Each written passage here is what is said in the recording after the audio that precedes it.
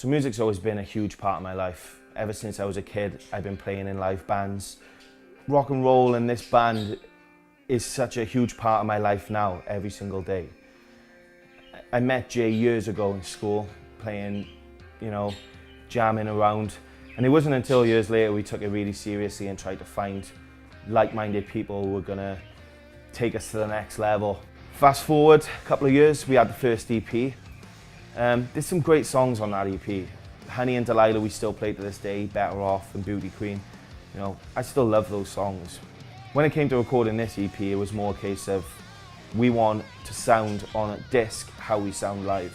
Luke was the first guy I met from this band when I joined, and straight away from the first practice, I just heard his voice, I was like, wow, this guy can sing. Certainly when it comes to writing songs and stuff, straight away it's so easy for us when we have someone like Luke who can just come in and the song is pretty much already done, it's already there. Luke would be the first person to tell you that he's a guitar player first and foremost. It's always been his instrument. And I think anyone who's seen him play live or listened to our records would agree with me that he's a really fantastic player. But even beyond that, he's also bears the responsibility of singing. Probably one of those daunting things you can, mantles you can carry when you're in a band. One of the main compliments we get coming away from shows is just kind of what a good and distinctive rock voice he has.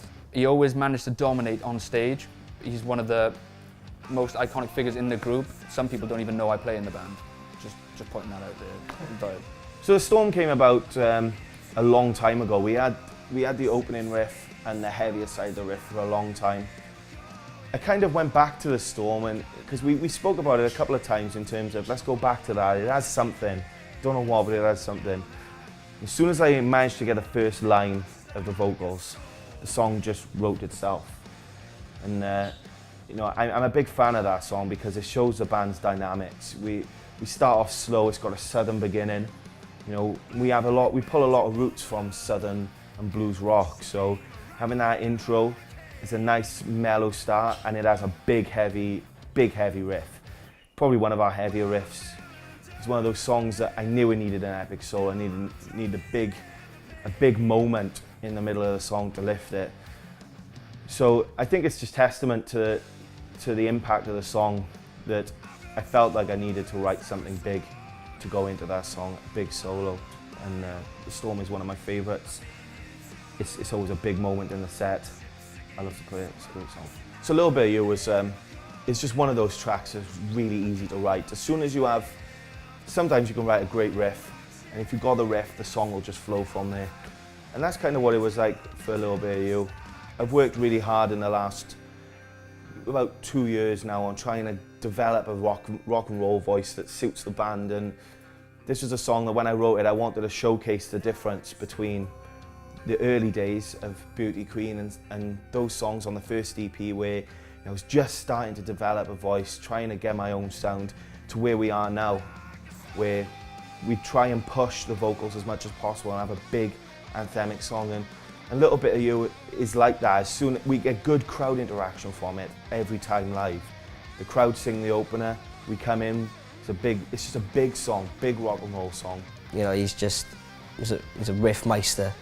He just comes in with a riff nearly every week, and we have a song nearly every single practice. It's just there and just flows really well. Yeah, so I give credit to our singer Luke. Big, powerful voice, great guitar player.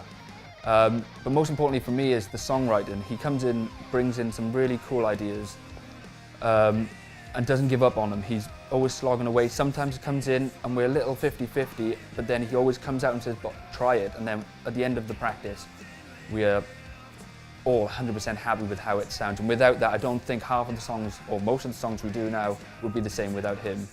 We really felt like we were kind of nowhere. And now this EP signifies the step into going in a direction that we're really happy with. We don't feel like with our band that are going nowhere now, even though we work tirelessly and we do as much as we can every day. We really feel like we are on the other side of going nowhere. And that's what this EP is supposed to signify. It's going to signify the evolution of the band in all aspects, songwriting, vocals, guitar playing, everything.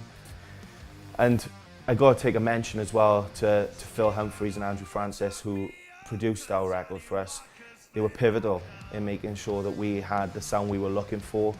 You know, they worked so hard on making sure that every detail of the EP was right for us. And we just can't wait to get it out to you guys now on the 4th of August. We've had such a great response from friends, family and fans over the last 12 months, and we just want to keep the wave going. But this is just the start. We got so much planned. We got at least the next 2 EPs already written. We got the next at least 2 videos already planned. So, you know, this is just the beginning for us, and we're hoping that when we release it to you guys on the 4th, you're all going to enjoy it.